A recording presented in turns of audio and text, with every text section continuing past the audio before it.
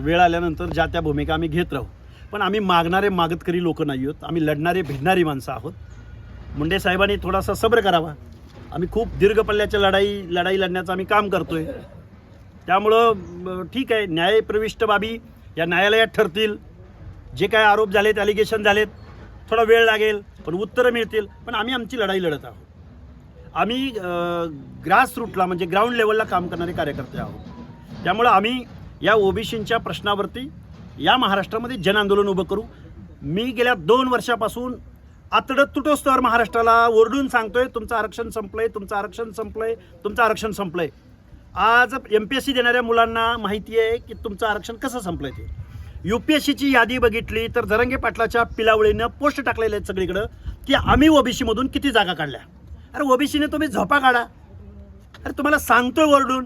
अरे मी काय अनपढ माणूस वाटलो का तुम्हाला? मी आयोगावर काम केलंय. UPSCच्या यादीमधल्या अर्ध्या बलुत्या आलुत्याच्या सामाजिकदृष्ट्या मागासांच्या जागा ढापल्या गेल्या. कोल्हापूरचा महापौर असेल, पिंपरी चिंचवडचा महापौर असेल, अ आणि ब वर्गातले नगरसेवक असतील, वेगवेगळ्या शहरामधले नगरसेवक असतील, संपले ना ओबीसीचं आरक्षण. हे ओरडून सांगतोय.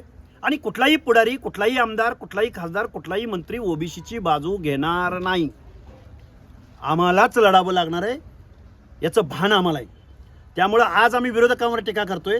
वेळ पडली तर उद्या ओबीसीचं नेतृत्व करू पाहणाऱ्या, ओबीसीचा चेहरा म्हणून मंत्रिमंडळात बसलेल्या माणसावर सुद्धा दुर्दैवानं आम्हाला भविष्यात टीका करावी लागेल.